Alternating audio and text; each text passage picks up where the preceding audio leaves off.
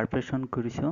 Perfection মানে বিল বুকত যেনেকৈ লিখি পিনি ফালি পিনি দিয়ে, সি তেনেকুৱা ধৰণৰ পাৰফেকশ্যন হয়। ইয়াত ধুনীয়াকৈ পাৰফেকশ্যন হৈ যায়। চাব আপোনালোকে কি ধুনীয়াকৈ পাৰফেকশ্যন। আপোনালোকক দেখুৱাইছোঁ পাৰফেকশ্যন কেনেকুৱা হয়। চাওক, দুটা লাইন যে দেখিছে সেইটো পাৰফেকশ্যন হয়, মানে কি লিখাৰ পিছত ফালি দিবলৈ ভাল হয়। এইটো হৈছে, আৰু এইটো পাৰফেকশ্যন নকৰাৰ আগত এইটো এনেকুৱা হয়। আৰু এইটো ফল্ডিং মেচিন হয়। পাৰ আৱাৰত 12,000 ফল্ডিং কৰিব পাৰি। বহুত ভাল মেচিন হয়, বহুত স্পীড আছে। এতিয়া বৰ্তমান আৰু স্পীড দিব পাৰি, কিন্তু GSM-ৰ অনুপাতত এইটো স্পীড কৰিব পাৰি। এইটো হৈছে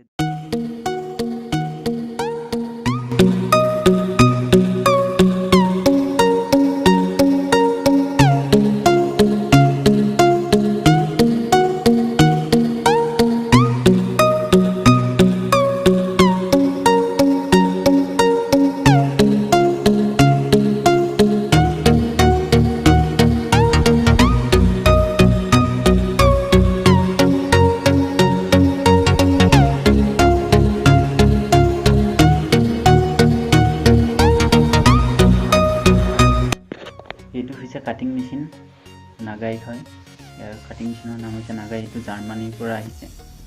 জাৰ্মানীত মেনুফেকচাৰিং হয়। এইটো বহুত ধুনীয়া কাটিং মেচিন। বহুত কাটিং মেচিন চলালোঁ। ধৰি লওক প্ৰটেক্ট, পলাৰ, ৰবৰ কাৰ্ড। এইটো হৈছে নাগাই। বহুত ধুনীয়া মেচিন হয়। এইটো পেপাৰটো যে দেখিছে, এইটো পেপাৰটো জেগিং কৰি সমান কৰি লোৱা হৈছে, যাতে কাটিবলৈ ভাল হয়, বুজিছেনে? তাৰপিছত ইমান ধুনীয়াকৈ জেগিং কৰি ল'ব লাগিব, কাটিবলৈ ভাল হ'ব তেতিয়া।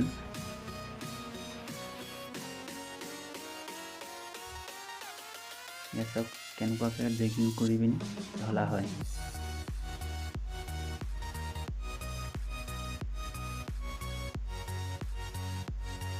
সমান কৰা হৈছে। সমান কৰা হোৱাৰ পাছত ধুনীয়াকৈ কাটিং কৰিব লাগিব।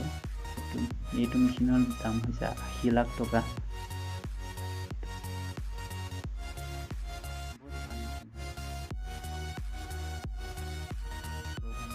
প্ৰগ্ৰাম এবাৰ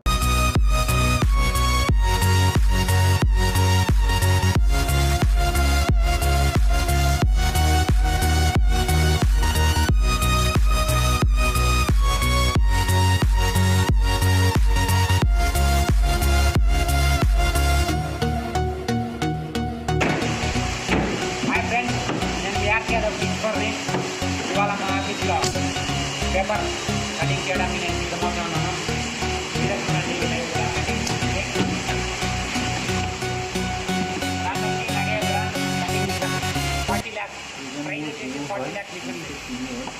কাম শিকাইছে। ইয়াৰ ঘৰ আন্ধ্ৰ প্ৰদেশত।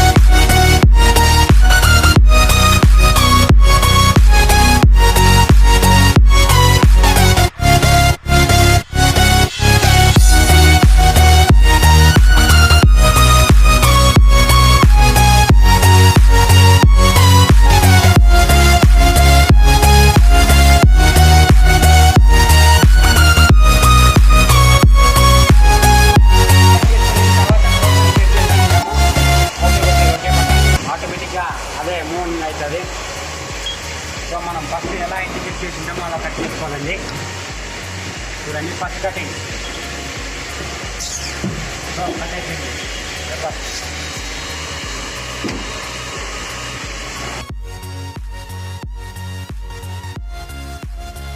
হাই ফ্ৰেণ্ডছ, যদিহে ভিডিঅ'টো ভাল লাগিলে লাইক কৰিব, ছাবস্ক্ৰাইব কৰিব, লগতে বেল আইকনটো প্ৰেছ কৰিব।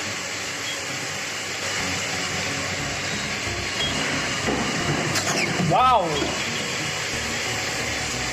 Yeah, you see, and the cutting process is రేపు వచ్చి వేరే సెక్షన్లో ఉంటాను, కోడింగ్ సెక్షన్లో. అది కూడా థ్యాంక్ యూ ఫ్రెండ్స్, শেষলৈকে চোৱাৰ বাবে సరేనా? ఓకే, ఇంతటితో ধন্যবাদ। బాయ్.